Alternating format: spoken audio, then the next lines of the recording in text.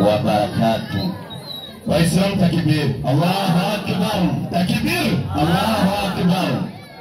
Jenda nyoyo n'umwarimu avuye hano. Erega iyo kuradefanda ikinyoma uca witwaza amajambo nyene y'ibinyoma. Yego kweli. Kwa ikimuza amajambo. Ndio. Paulo na Barnaba nibo bantu batangije ubukristo nyuma ya Yesu. Kweli. Uko twavyigishije kuva mu ntango. Kabisa. Yesu yavuye ngaha ku isi atadini ryitwa ubukristo rihari. Kweli. Umupagani Barnaba na Paulo batanguje ubugoro abapagani bitwa abakristo. Na musenyeri muri ekereziya y'abatumwa yashinga intahe yuko uvuze ngo ni umukristo uri washatse gutuka bemera Imana. Kweli. Yesu nawe ati abakristo n'ivyaduka kuko bazokwaduka je ntakihari. Kweli. Nicyo kisoma muri Matayo 24:24. Kabisa. Ivyo cyenda kwa Abrahamu ngo nawe Abrahamu yari umukristo. Inna lillahi wa inna ilaihi raji'un. Ubukweli ku bantu bafise ubwenge. Abrahamu yo umukristo gute? Kristo yabaye inyuma ya Abrahamu. Inna lillahi Qur'ani 3:6. Inasema bismillahirrahmanirrahim. Naam. Ibrahimu Abrahamu hakuwa Myahudi wala Mkristo. Abrahamu ni kama Myahudi chanyuma umukristo. Kwani alikuwa mwongofu mtii yari umuntu agambukiye Imana yubaha Imana wala hakuwa katika mshirikina. Kandi Abrahamu ni kama mubanyikanya Imana. Navuze ko Abrahamu mushire mu nganda w'Umukristo. Wachi nokuri kumana warenze mani. Wanarinda wanabahuka. Kabisa. Abrahamu sekuwa bizera. Kweli. Yarigeze yizera umusaraba. Oya. Abrahamu wapi? Utosubira. Acharagenda muri koro muri aro bari marjani. Wabagora abayisilamu batera umukoshi. Twavuze. Twavuze. Yewe gorajayo. Reka nanjye nje muri Bibiliya. Ndabiko ari abayisilamu nuko ari abakristo abagore bavuzwe. Abarero 12 murongo wa mbere. Igitabo cy'Abalewi 12 murongo wa mbere. Yego. Inyandiko igira iti uwarabarira Mose ati uwarabwira Mose bari abisirayeli ati umugore ni yasaminda. Umugore ni yasaminda akabyara umwana w'umuhungu. Azamara iminsi ngo ahumanye. Amaze gute? Ahumanye. Ni Bibiliya si Bibiliya? Ni Bibiliya. Kuba wose bakristo babyaye barahuma. Nye. Umuturinjiye. Agati karabafashe. Umuturinjiye. Kweli. Kumbe abagore b'abakristo babyaye barahuma. Nye. Bandanya. Harabandanya ati. Yego. Azamara iminsi ngo ahumanye. Ngo niyo byari umugore wanyu azamara iminsi ahuma. Nye. Komeza. Nuko bimubereye. Yari mu mihango y'imiziro yiwe. Iyo bimubereye kandi mu mihango y'imiziro yiwe none abahuma. Niko azobahumanye. Ahumanye. Bandanya. Harabandanya. Yego. Kuko umunsi ugira umunani. Uwo mwana azakebwe. Nyina. Azamare iminsi iminsi. Mu rugo rwiwe. Yego. Mu minsi 3. Abone kuhumanurwa. Nicyo gituma natwebwe abakenyezi b'Abayisilamu. Ndavuga ko Mose yarishiye mu gahari.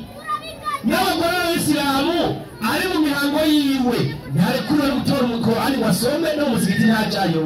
Turabandanya. Abanza guhumanurwa n'igitabo cy'Imana n'itegeko. Avuye mu maraso yiwe. Ntaza kore ku kintu cyera. Atavuye mu maraso yiwe. Ntatohirahira kore ku kintu cyera cy'iki cy'Imana. Iyo nigisha y'Imana nde Muhammadi. Tubisanze kwa Mose muri Bibiliya. Inyandagira bitabo nazo bahumanye. Wateye umukoshi. Inna lillahi wa inna ilaihi raji'un. Yenda mwige nisukuranye munsi. Ego nukuri.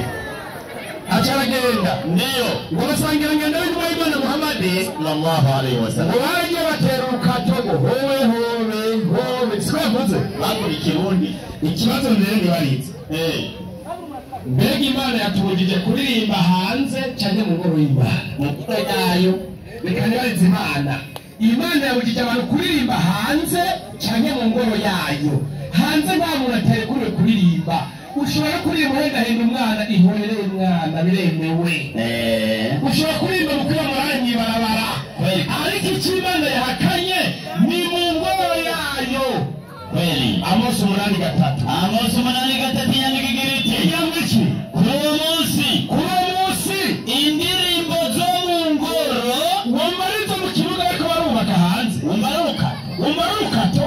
Indirimbo zo mu ngoro zizohinduka umuborogo ni ku mwami waragize kubera kimani kuzibyo. Amosi 5:23. 5:23. Urwamo rw'indirimbo zanyu mu matwi. Imana tigura urwamo rw'indirimbo zanyu mu matwi kuko nagomba kumva kuyibongoza kw'inanga zanyu. kuko ndakeneye kumva cyangwa Imana kuyibongoza kw'inanga zanyu. Yawe ni ngo don don don don. Imana tigura mu matwi.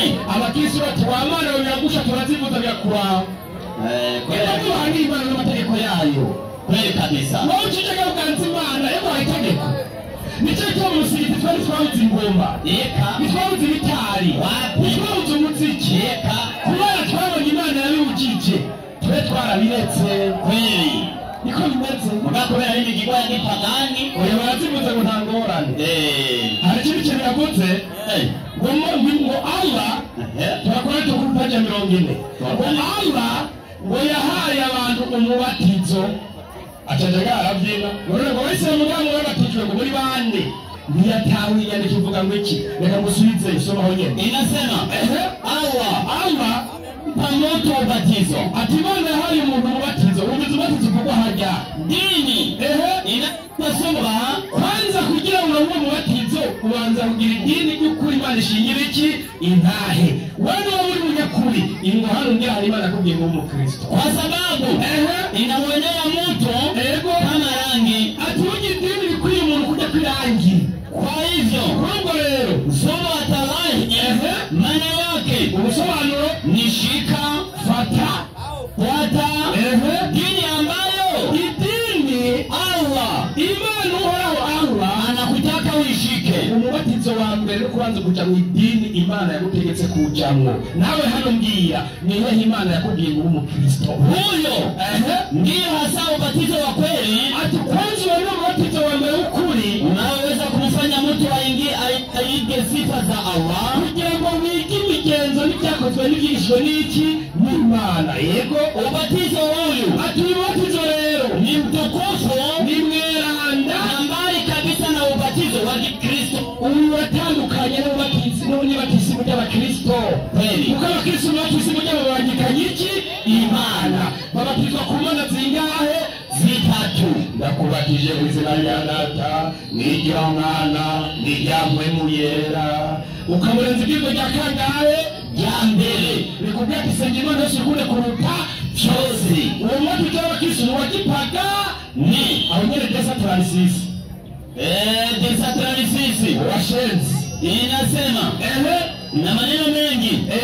Na maneno mengi n'amajambo menshi ya utusi y'amatutsi y'ibitutsi. Na maneno mengi ya matusi. Ati n'amajambo menshi y'ibitutsi na uongo n'ububeshi yameandikwa katika vitabu mbalimbali vya Kikristo. Ayo ngo yaranditswe mu bitabo byinshi by'abakristo. Na kwao wao washenzi bagaca bandika muri ibyo bitabo ngo abashenzi.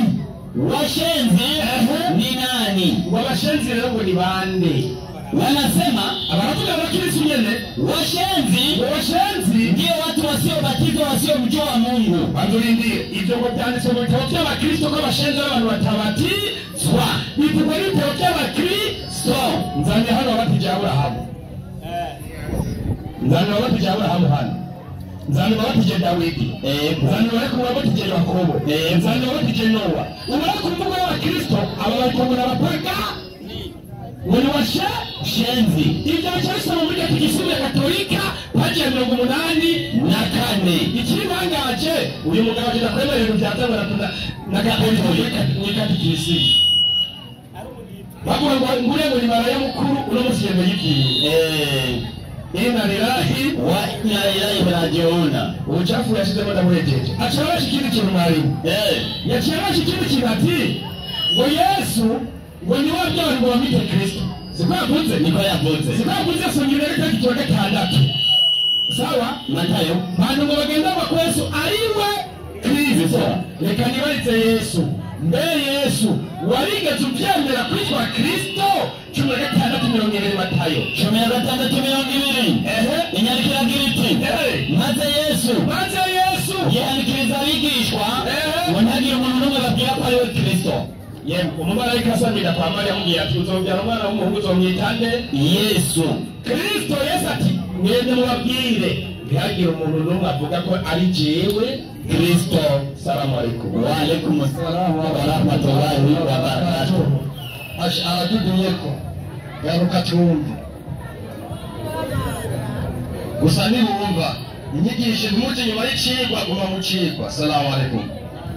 Kirabumvira mu misigiti kabisa ko kumva ko umugore bamugize igicibwa ko atera umukoshi naho bavyumviye bataza ngaha kabisa ngo kuririmba rero ngo amakosa turabira muri Matayo igice cya 23:30 aramenyere Yesu nawe bari kumwe baririmbye aranditse ngo harise gute bageje kuririmba barasobanura kegenda ukiko wihuta bigeze kwirukanga sivyo ndimo abantu baheze gukora igikorwa bakoze cyane batakoze bagikoreye hanze cyane n'indani bari ndani urabyumva niyumva ko amikoroza kubivuga bageje kuririmba barasohoka baranzugezaho basohotse bavuye mu kibuga cyangwa mu nzu cyangwa mu shengero bajya hanze bari muri sare zo kuzana inyandiko Yesu ndi wewe aha nani ninyandiko isiguriye ndi ahashyiramo mu misigiti mubesha abantu mu rurimi batumva ahasha tugusomera inyandiko aho Muhammad nagenda y'ibyo baririmbye ukitangura kwibagiza ibyo wibagiza ntabwo bari barabyumva mu misigiti none ukitangura kwibagiza ngo bakwiye kuririmbira hanze n'ibyari murabibigisha ngo baririmbire no hanze yari Yesu amucyubaye amen azobora kugitaza tugeze muri Kuvayo 15:1 handitse ngo havuga gute Kuvayo 15:1 havuga gute Oja soma kugira kandi indirimbo ya Mose banzugeza muyabuze ngo bantu kuririmba n'ibyo baki Mweleze wa Kristo. Mweleze abantu bachafuye ngo abagore batabyara. Bigavuze. Niba byo bavuze uri mukuri. Mose yari umugore atabyara. Nanze gatubwire. Mose yari ikibazo w'umusoni. Mose yari ngumba. Tubona ngo usomere. Aranditse ngo agazora cyane akajagari mu Mariya. Mose n'Abisirayeli. Baririmbira. Uhoraho. Indirimbo. Baririmba barihe. Mose yari abyara yari ngumba. Usanga umuntu w'umugabo atakubyumvagize kandi yerekana inyandiko ati kuririmba ni iby'abagore w'ingumba.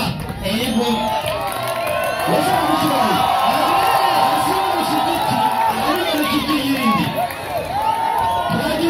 Ego. Yavuze ngo akeneye kumenya ibikorwa by'abakristo ni bwoko ki? Ego. Ni biki? Ibikorwa by'abakristo. Reka tubimereke mwana. Wahageze. Ibikorwa by'abakristo tubisoma muri Yohana igice c'14:15. Nyatereza musubira tabikeni 10 gusa kandi ndayirembeje. Ntabwo yo kurangira. Aravuga ngo havuga gute 15:5 havuga ngo cyadisariro. Yesu havuga gute subira mu myaka umviza. Yesu muzo kwitondera ibyagezwe byanje akunda Yesu muzitondera ibyagezwe byiwe. Ejo twamaze umunsi wose tuko tubwira ati kandi kigabane cyanditse mu bya Mose ko muvuga ngo murabyemera cyangwa ubutumwa bwa Yesu nabivugira aha tuzohana indwi azorinda ko ngaha aterekanye aho soma ibyagezwe bya Mose ubutumwa bwa Yesu kandi yirwa ahenda abantu mu misigiti ngo yemera Yesu. Yesu agishuwaye amen asubutwenga agonyandiko akubaza ikibazo wemera Yesu Kristo n'ubutumwa bwiza injili yanditse muri Korani nibabizane uriko bahenda abantu bijya bintu by'amanyangu cyane hariya mwiherereye ahandi nyandiko y'iyindi twagiye ego yavuze mu bijyanye no kubatizwa ego ikintu bita kubatizwa iryo jambo bita kubatizwa n'abantu b'abahinga bari hano bariko barumviriza inyandiko ubuze kubatizwa cyonyine bisobanura kwirizwa mu mazi. Mu bigiri bavuga ngo bavuga gute mumbwirire? Bavuga imeje dalo. No, anavyumvise iyo jambo mubatizo, umubatizo mugiye n'ingwiki ifaransa bavuga ngo icyo ninavyumvise imeje dalo basobanura ngo kwirizwa indani mu mazi. Mu giti bavuga ngo uraza ibyo gutanga umuziki bwabesha abantu ukubatizwa no kunyuza ukuboko. Nimba uri umusomyi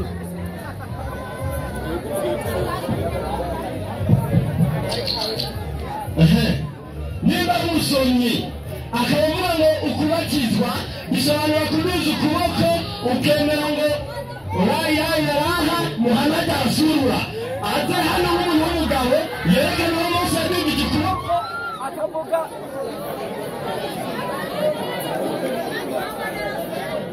kizo. Ndamusigurira icyo kintu bitwa batize bisobanura kwirizwa hanyuma ukavayo, ntabwo ari gutuza ukuboko wapi. Hari ikintu rero yingezeho boreka avuga ngo yadugije ukuboko Aburahamu waca mu Mwisilamu, siko yariko aravuga avuga icyo atazi zo kujana mu musigiti. Aha uyihoze. Aha rero hariho ikintu bavuga ngo turabera muri gahunda y'amashuri ya Korani kuri paje ya 38 turabe abayisilamu. Ubu Mwisilamu mu gihe wemera iki? Handitse ngo handitse gute? Ubuyisilamu bubaze ku bintu bitanu, buhagaze ku ngingo zitanu. Iya mbere guhamya ko nta mana ibaho, uretse Allah. Iya kabiri nuko Muhammadi ari intumwa y'Imana. Mucarengwa ngo la ilaha illallah Muhammad rasulullah. Kuri umuntu w'umugabo uze kuza ngaha unyereke nikoka ngahe Yesu yavuze ngo Muhammad ni intumwa y'Imana, avyerekane. Ikibazo bacumvise n'iryari Yesu yavuze ngo Muhammad ni intumwa y'Imana? N'iryari Aburahamu yavuze ngo Muhammad ni intumwa yari bwameho? Uyu muntu agira ubwonko n'ubwenge buri neza hamwe ushobora gutondekanya ibintu neza kugira ngo muze Aburahamu na Muhammad bigenda gutumanuka hanze ngo aho nyene no gutosara nyaruca. Icya kane no gutanga ishikanwa gusibara amazani tashinabijako kugana inzu n'agatifu n'imaka. Nk'uwo mugabo atari kubyubagiza kandi uze nawe yerekana ati Yesu yagiye impaka kuri uyu munsi n'intumwa ziwe kuko bavuze ngo n'abasilamu. Yego bavyumvise nikuvuga ngo yagiye impaka utwo kibazo bacyumvise. Uze uvuge ngo Yesu yavuze ngo la ilaha illallah Muhammad rasulullah kuwa kangahe? Muhammad yariho. Ugeze kugira ibintu waharuye neza. Hari ikintu yavuze atazi neza ngo Yesu n'Aburahamu naho bahuriye naho bazi. Ukagenda usome neza amamuko ya Yesu uzomera ko naho bahuriye, ariko siyo ndi. Tugeze muri Yohana 8:58 twahageze ngo havuga bite? Havuga ko ndasoma kongera kandi nibandike nibashaka yamenya tubaza inyandiko. Yesu arabwira ati avuga gute? Nukundi Aburahamu ataravuka Yesu namye ndiho. Ugomba gusoma Bibiliya wanga Korani. Bibiliya uzogende gakeyi uzobanza ugenda ubaziga ujya murongo muri Korani 17:45 uvuga ko ntavyo woshobora. Asigaje umunota umwe oyerekere isomero Matayo 22:4 Eranditse ngo avuga gute? 22:4 aramba kosa arandanya ageze nyama gatandatu. Eranditse ari gucisha tumva. Aravuga ngo avuga iki? Abafarisayo bakongera hamwe Yesu arabaza ati ibya Kristo mwe muvyumvira gute? Ni mwene nde? Baramwishura bati bavuga gute? Ni mwene Dawidi. Abo ni bamwe. Nawe arabaza ati none Dawidi muvyamwemo yamwitiriye iki? Umwami. Abavuga ngo manzureke araza kumbarira yavuze ngo naho bigeze bahuriye umva agomba gusoma Bibiliya kumwe basoma ca kinyamakuru Korani uzoze ndakwereka igihe tuzotuma muri manda y'ibitabo nzokwereka ko hari inyandiko zanditsweho ari inyandiko zaciye ku rubuga zerikwereka ibitabo by'ibijya ntabakubirera no kubisoma turagaruka. Haleluya, amen, haleluya, amen. Urajyo ndibaza ikibaye ikigo kiratahurika kandi urabona abayisilamu batangiye kujoba. Rero iminota 10 ku mpande zose birarangiye. Ubu rero twinjiye mu minota 3 reka duhamagare mwenyekiti ahagurutse umwarimu we mu minota 3 abazi ikibazo hama mwarimu wanje aza kumwishura mu minota ego. Reka duhamagare nayo ndabinyuranije, reka mpamagare mwarimu wanje abaze ikibazo mu minota 3. Yesu ashimwe, amen. Yesu ahabwe icyubahiro, amen. Ntabwo tujya kure. Inyandiko umwe mu wanje atanze niyo ngarukana hano Matayo 2:4 na 1:6 sandyanditse. Handitse ngo handitse gute? Abafarisayo barikoraniye hamwe. Yesu arababaza ati ibya Kristo mubyumvira mute?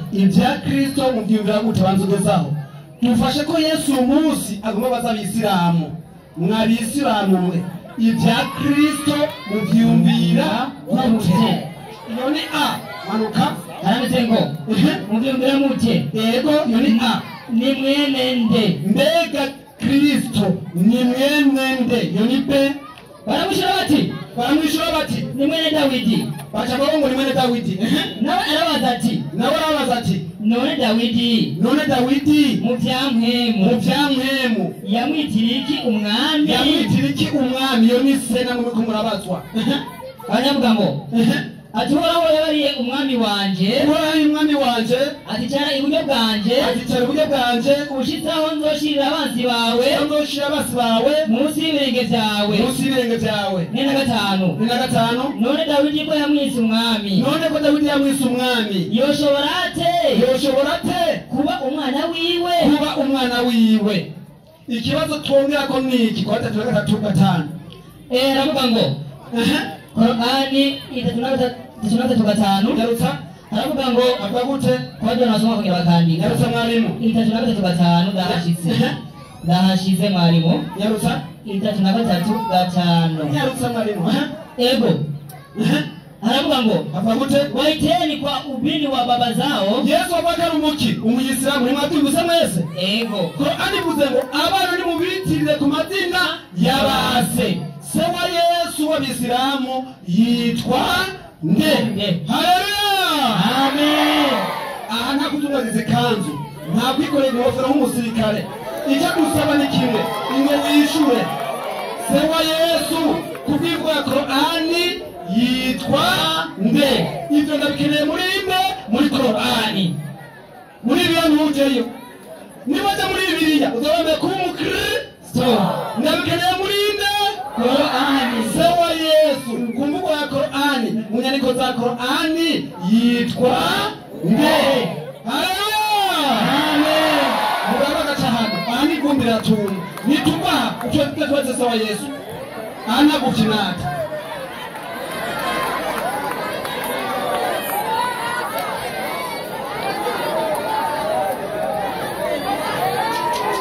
Haleluya. Mugire ituze mwarimu wanje n'iminota 3 yari kubaza mu ntaya maze kubera nyine abaza nyine nk'umwarimu. Rero reka duhe mwenyekiti kandi rw'abayisilamu batanga umwanya kugira ngo ibibazo byishurwe mu minota 7.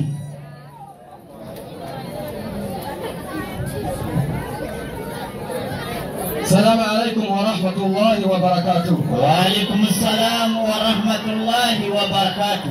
Kibazo boroga tunanira abayisilamu amidu nyarukanga yego kabisa mukuru guture yego. Se wa Yesu yitwa nde? nivyo bashaka gutahura, bashaka kumenya se wa Yesu. batahuze ntibumva, bakibaza ko ari umwana w'Imana. Ayo majwi muyagire neza kabisa nkuko yarameze, muyasubize nkuko yarameze, bigire neza, bigende neza cyane. Uko vyagenda ubwa mbere bigume kurya nyene, yego nta kuzurumba, uko bigenda rwose igitangaza baramenyere no kwiba. Rero baraja mu kibanyizi nakwe, oya baba baje nyuma y'icirwa kabisa. abatipe ni hatari, amidi nyaruka. Assalamu alaikum. Wa alaikum salam wa rahmatullahi wa barakatuh. Naam, jera giheye cyane mwarimu. Naam, kuva kera kweli twanje tubarira abasi baba abarimu baba mubona ngaha, yego yuko abakristo ari abana mu vy'Imana. Ariho gahemi aha abajiji ibibazo bishika 7 bishika bigahe bivuze no kubaza ikibazo ntabwo baragira iki barabimenya, ntabwo baragira kubaza ikibazo ziragiye ba kweli ibibazo C'3 ndaje nakwishe tego mutwe ndaje rero ikibazo nyazina cenge ndamukurikiye mbega se wa Yesu kubwa Qur'ani ni ne mumwitwande rikomwe. Qur'ani burya ni igitabo kidateye amakenga, ni igitabo cyazanye marayika Gaburiyeli, ni igitabo kitigeze kinjira amaboko y'abantu bagira iki bandika bari muri iki yatanguye kwishura rikomwe mirazira ndatanguye mwarimu. Naam, jera tuvuga duti yabagije ibibazo kuko yabagije ikibazo, yabagije ibibazo kandi byinshi, ariko ukuri yabyubatse jera bibyaje ikibazo kimwe kubaka rero byabane kubaza ikibazo kugitegura. Mbega se wa Yesu twisunze Qur'ani yitwa nde, akeneye izina rekenda mwerekerero. Qur'ani ni igitabo cyazanye umumarayika Gaburiyeli agishyikiza muri banande Muhammadi. Qur'ani si igitabo cyanditswe n'abana b'abantu, turikumwe, ariko igitabo cyanditswe n'abana b'abantu batwereka base ba Yesu barenze umwe. Akarorero Matayo 1:1, Matayo 1:1 nyarigira ati igitabo kidondora kuvuka kwa Yesu Kristo, ndiyo umwana wa Daudi. ati cyangwa Yesu ngo ni umwana wa Daudi, ndiyo Daudi wa Abrahamu, ngo Daudi wande wa Abrahamu, kandi ngo Yesu ni mwene nde Daudi, kandi mwene nde Daudi kubwande kubwa Bibiliya, kubwa Bibiliya. tubaze Qur'ani rero cya gitabo cyazana Gaburiyeli, mbega Yesu ni mwene Daudi cyangwa ni mwene nde? Narutsa gatatu iba nikira Qur'ani 349 gatanu mbanje kwikiga kuhoraho aninde na satani yavumwe izina ry'Imana nyene imbabazi nyene muwe umukeni waliposema malaika ewe Mariamu, ati ibukigihe abamarayika baza kuri Mariya bamubwira ngo iki, ewe Mariamu, Mwenyezi Mungu ati uhoraho anakupa habari njema za kumzaa mtoto bila ya mume. Imana iguhaye inkuru nziza we Mariya zo kuzobyara umwana utarinze kubonana n'iki n'umugabo, utarinze gukora igikorwa muza bitsina, ndiyo bali kwa kutamkwa neno tulichokalo kwake, kiretse gusa kwijambo Imana izovuga ba kandi la kukwambia za ukazaa pasina kuingilia. Imana ikubwira ati byara kandi uzobyare utarinze gukora n'icitwa iki umugabo. Hagarara bega mwarimu. Naam, Mariya amaze kubyibwa na Gaburiyeli, niba Imana izovuga ati nyuti byara kandi uzobyateze kwa n'icitwa umugabo. Yaciye abyara uwitwa Ndibandanya. Inaendelea jina lake nani? Ni Masihi Isa mwana wa Mariamu. Ati zina ryiwe azoba yitwa Mesiya, Yesu mwene nde Mariya, kumbe Yesu umwana wande wa Mariya, umwana wande wa Mariya, kumbe umubyeyi wa Yesu ni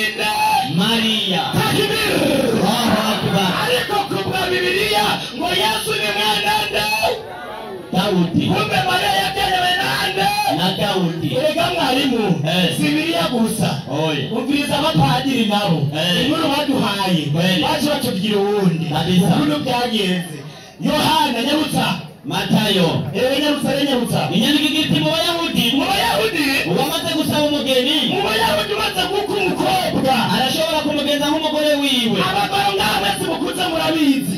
Urashobora kumugeza nk'umugore wiwe. Yesu murazi ukuntu abagabo bagenza abagore babo murabitwira abageni. N'abatari bwamwinjiziwe. N'abatari bwamushikane mu rugo. Unogenda akamuwe bwite. Genda gake marimu. Ngo nuko utaramushikana mu nzu. Mu rugo. Murashoboye kumugeza nk'umugore wawe. Yega abagabo b'abakirisu. Abagore banyu mubagenza gute? N'abatari bwamwinjize iwe. Ariko bashatse kuvana rero. Iyo. Ataramwinjizanye niwe. Yozefu. N'umuntu w'ingingo. Yozefu ngo yari umugabo w'ingingo. Kubera icyubahiro yari afitiye Bikira Mariya. Ukunda n'icyo yari afite Bikira Mariya. N'imbanyi yiwe. N'imbanyi yande.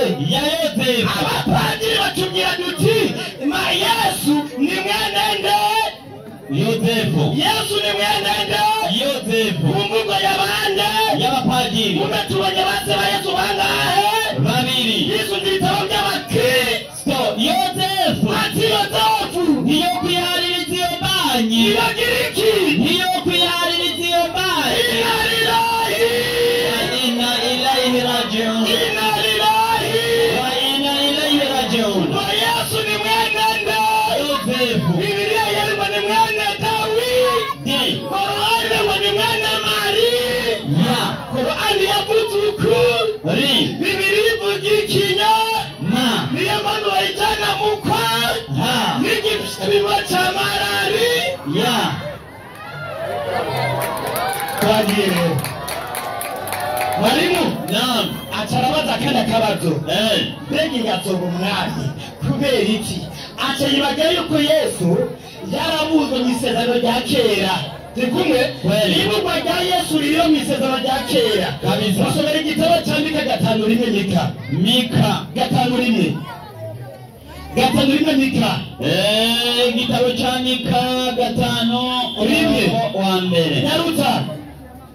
Nyarutsa mwarimu.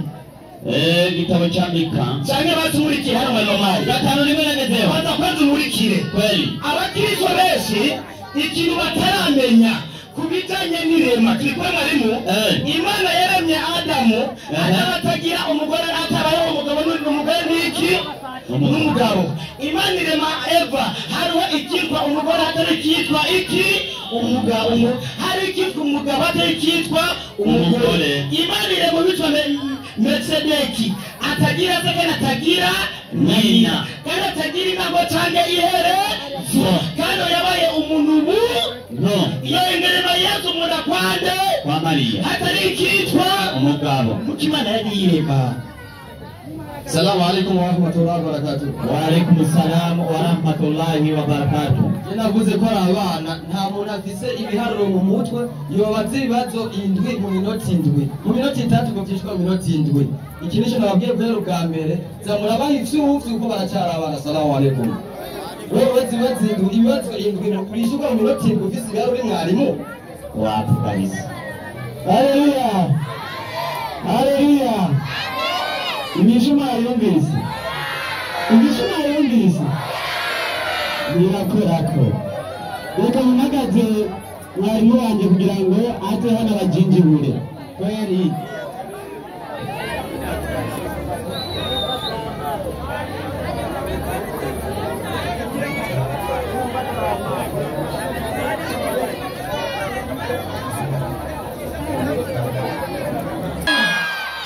Yanyishuye. Wapi? Nalisema kuti nakuranyishuye. Mama bishobora. Ikibazo ni kimwe, kirimo A na B na C. Cyose kita ku bintu bimwe. Yesu yabwiye ikibazo ati, "Mwebwe Abafarisayo bavuga ko Kristo ari mwene nde?" Yanyishuye. Wapi? Nujya muri Bibiliya, jya muri Korani, tunagagatugata navuga ngo abana mu biteka amazina y'abase.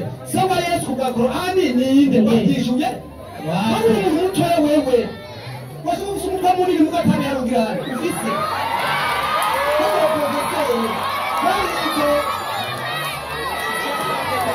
Nikuonesha abantu ngaho. Mwarimu, ego. Reka twige tugere kumwigisha sio none. Kabisa. Kuko navyazi. Sinobikuziza utanguye kuba kuja mw'ivyigisho. Nukuri uwo mwana ndabizi. Iyo abayidibisa amitende nafate bizungu kuko yagiye imaka. Mugabo wewe umuntu muto cyane. Wewe umunyeshuri gatiyene. Mwarimu, ego, twige n'ivyanditswe. Kabisa. Impamvu amidu yakwete hari kinatarazi ko ane na gatatu nari meza n'ivyanditswe. Korani neza nayo baravuga ngo uzorinda ukikita cishuye nubwo Muhammad akazuka yova gishobora. Korani ya gatatu ine na rimwe. Mwenyezi Mungu mwingi wa rehema, Imana iri imbabazi nyinshi, angalikuwa na mtoto inyaza kugira umwana uwo ni ara yenye kuwa wa kwanza kumwabudu. Ewe Muhammad nari kuwa mbere mu kumusenga. Mtoto uwo mwana wakuwa ni mtoto wa Mungu wangu. Ko yoba ari umwana w'Imana ya nje.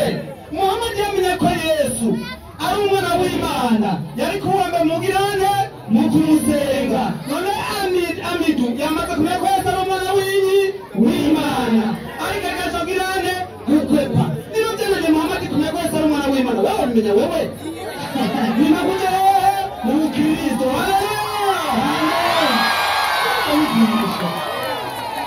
Mwarimu, ego, ane gatatu na gatanu yaciye, jana ndamufiyorera.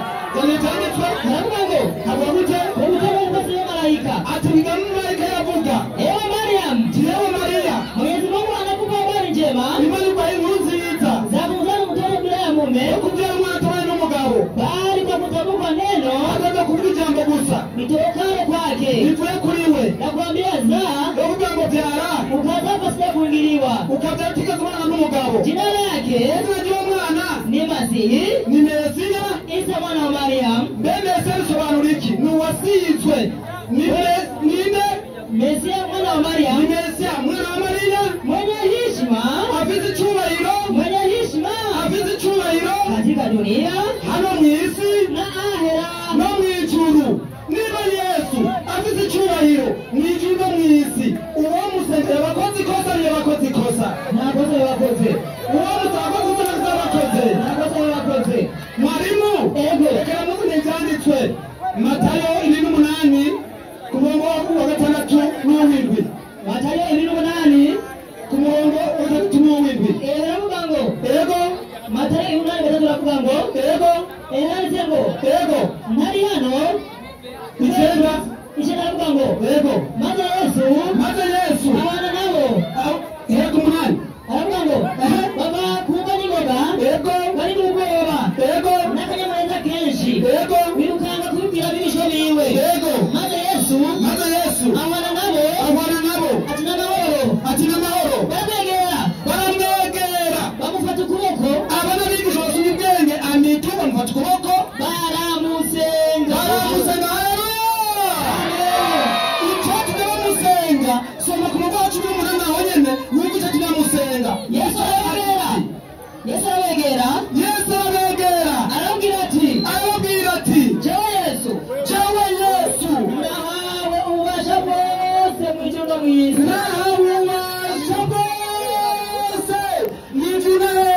no mu isi. ubuzubasha mu ijuru no mu isi arasengwa.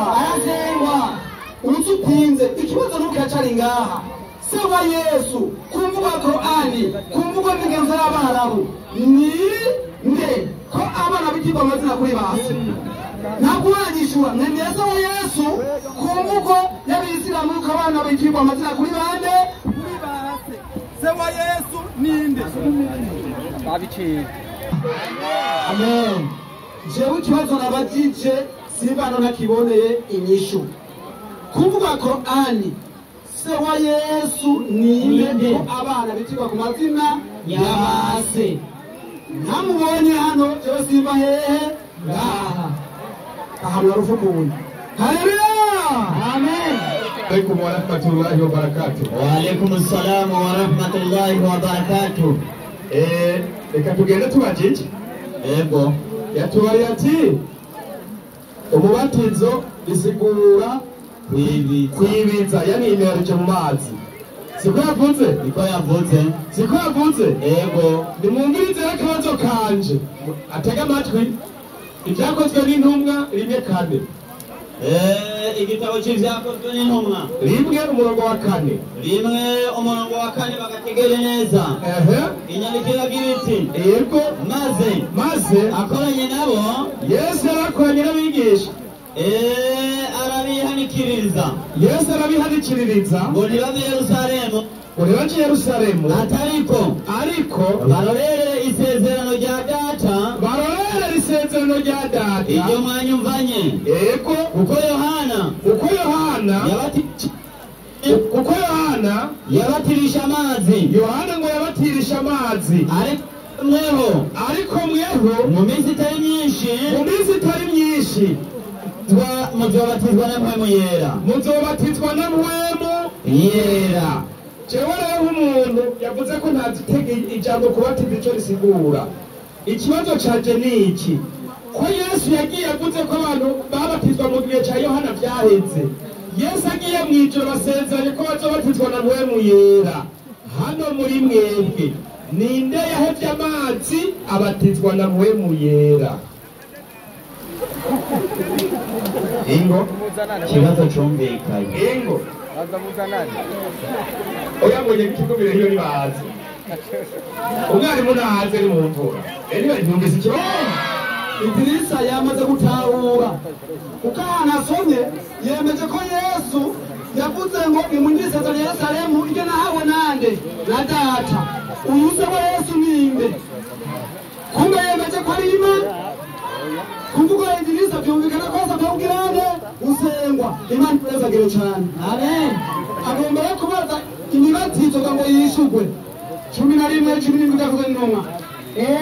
Byakozwe n'intumwa acabatizwa n'ibyo ntabwo gute arabaza ati none mwabatijwe kubatizo ki? None muze mu Bisilamu mwabatizwa kubatizo ki?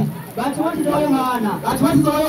Pawulo ati Yohana yabatije ubatizo yego wo kwihana yego abari abantu ko yego bakwiye kwizera uzoza hanyuma yiwe ni Yesu. Haleluya. Umaze kubatizwa wizera nde? Yesu. Uko nubwo wabatizwa utize Yesu abarizero. Izo nyigisho namwishuye ndabira ko ari tukufu uyindabire ko ari tukufu ngoma nakwishe neza neza taranizisi Akugabo yego abashenzi ndiyo watu abahimbi nibo bantu wasiobatizwa batabatijwe wasiomjua Mungu batazi Imana au waliomjua kidogo tu bazi Imana gato gusa kama watu wakati n'abantu bo muri iki gihe kama aribo Waislamu mwabana ko abashenzi cyangwa mwaba mubatizo mwiza mwami Yesu Imana ihabwa icyubahiro. Amen.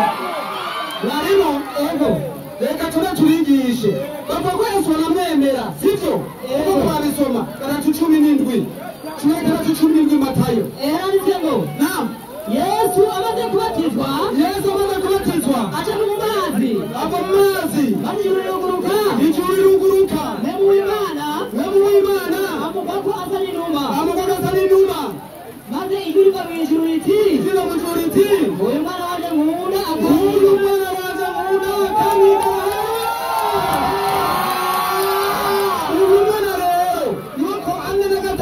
inani nayo navuga ngo jewe Muhammadi iyo mera kw'Imana n'imbabazi ifise umwana nari kubanga mugirane n'ukumusenga kuko uwo mwana w'Imana ari umwana w'Imana ari Imana yanje Imana yagucyubahiro. Amen. Niyo nagusenga Yesu mu muriro reka musore munyekiti verisetika televende kuko ngo yakishe ndashaka kutwirisha twacari ngaha maelezo. Naam. Haya mambo ya kiahera atulideni n'igicuru wewe kitungiriza we nanda gukosore haya mambo ya kiahera atulideni cyo mw'icuru tutavunje kuyajua nimba yake tangu hapa leo nimugagaza kurondera uzona bwabyo hakika yake atuzona bwabyo itajulikana huko uzomenyekana rero hapa ni kuamini tu akumutani no kwizera gusa mu Bisilamu ibiza guhenza mu cyara ngo Allahu Akbar ibyo guhendwa mu musigiti kuvuga gusa mu cyangwa ukamenya ukuri. Umunani Yohana 3:6. Aravuga ngo Yesu arabwira ati kandi muzabona ukuri. Kandi muzabona ukuri bizamuganisha. Kandi ukuri uzabakwitegera. Muri mbaraga z'amakanzu. Mu makanzu muzabona ukuri.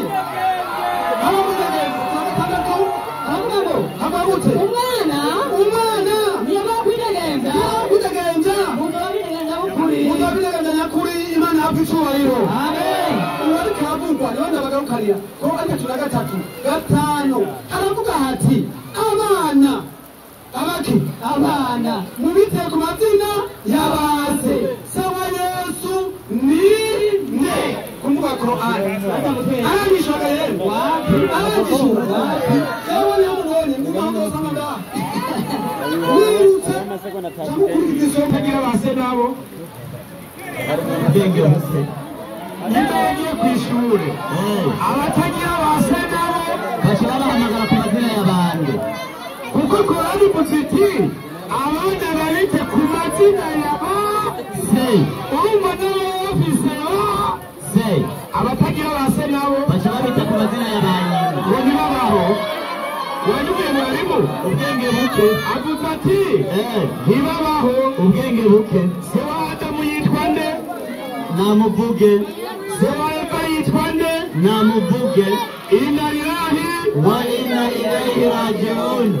Qur'an kivuga iti Yesu yavutse atagira se ntabwo yateye inda Mariya nawe uvuze ko Yesu yatewe inda ari wateye inda Mariya ubwo n'ubupagani buhakanyi ibyo tubisanga muri Qur'an 3:5 no Yesu ntagira se. Gaburiyeli yaje ati sama inda hamasaminda abyara atabonanye n'iki n'umugabo. Rero Yesu ntase agira. Ubupagani rero bafite abapagani bacavuga ngo Mariya yajyamanye n'Imana barakubwira bati Mariya mweranda nyina w'Imana. Urumva Imana yagitera inda Mariya acavuza Imana. Ubwo n'ubupagani kabisa. Yesu ndiyo kwigisha abantu tubuzosenge muvuga muti dawe wa twese uri mu ijuru. Ntabwo Yesu yari kijuju. Eka Yesu yarafise ubwenge kabisa. Wa twese uri mu ijuru so watubyaye Imana ntibyarira rema no waturemye. Uvuze ngo Imana yabyara ubupagani habyara ibiremwa by'iki by'Imana. Malaki 2:10 inyandikira gira iti mbega twese ntidusangiye data. Imana yaturemye si imwe. Imana yaturemye ni imwe. Nicyo gituma yitwa data kubera yaturemye ariko ntiyatubyaye twabyawe n'ababyeyi bacu. Ngo n'ubushirasoni bwo gutuka Imana kwari kimwe gutyo kweri. Imana yaremye abantu b'utanu kweri. Umuntu wa mbere yaremye Adamu mu byondo mw'ivu kweri. Uwo muntu kweri kandi iyo indemano ya mbere y'ikiremwa muntu kweri. Indemano ya kabiri Imana yaremye Eva ntagira se na nyina afise umugabo we yitwa Adamu. Iyo indemano ya kangahe? Ya kabiri. Indemano ya gatatu niyacewe nawe dufise ababyeyi kuri papa nande na mama kuby'imibonano mpuzabitsina. Kurya Eva yavuye muri Adamu ata mugabo niko na Yesu yavuye muri Mariya atagihabonye n'umugabo. Indemano ya kangahe? Ya kane. Uwabaye undi atagira se na nyina nawe ni Melikisedeki. Abaheburayo 1 bagenda mwige igitabo cy'Abaheburayo 1 igabanya kindi 1 nyarigirira iti Melikisedeki uyo umwami w'i Salemu umuherezi w'Imana isumba byose uwo yasanganiye Aburahamu aramuhezagira hamwe Aburahamu yatabaruka avuye kunesha abami kandi uwo Aburahamu yagabanirije ikigira 10 muri byose.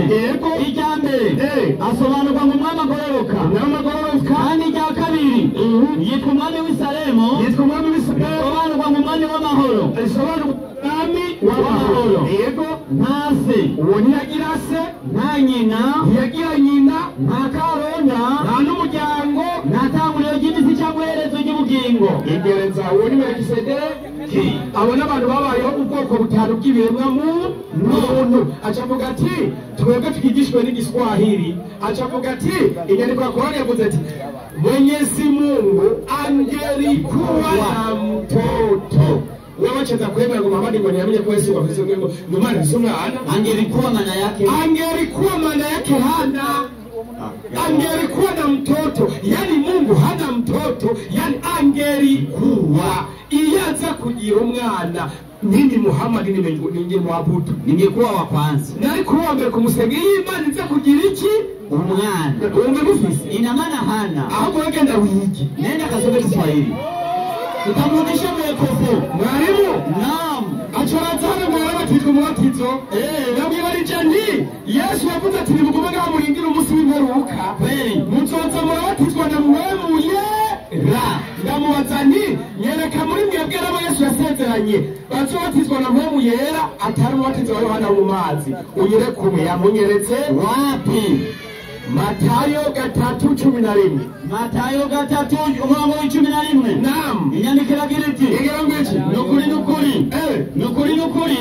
Yohana batiza mu mazi ngo mwihane umuriza bavuze ngo kubatiza no kwibitsa ariko uzoza hanyuma yanje n'ubushobozi Yohana ati hari uzoza nyuma yanje asubye ubushobozi jewe Yohana ariko ndabatiza ibyo mu mazi yego ibindere no kumutwaza inkweto atuomora komeje Yohana sinamutwaza n'ibirato uyo azobatiza muri mpwemu yera no mu muriro yavuga Yesu kweli atuyo azobabatiza muri mpwemu yera no mu muriro wowe kwavuze ko kubatiza kudubika mu mazi muri mpwemu yera no mu muriro dubikaye bisaba nimba Yesu yaraje ivyamazi vyaraho jewe nibariza abakirisu ko Yohana yavuze ati Yesu aje ivyamazi bizoba biheze azobabatiza muri mpwemu yera no mu muriro ninde batumye mu cyo mu mazi kubatizwa mwebwe mugoma muyerera muri Tanganyika mo higayi ubona kuri iyo Yesu naraza yanaraza kuna Kristo Yesu naraza yito kutumbukiza mu mazi twebwe abayisilamu twebere ko Yesu yaje umubatizo wewe no munsi no muri mpwemu yera no muki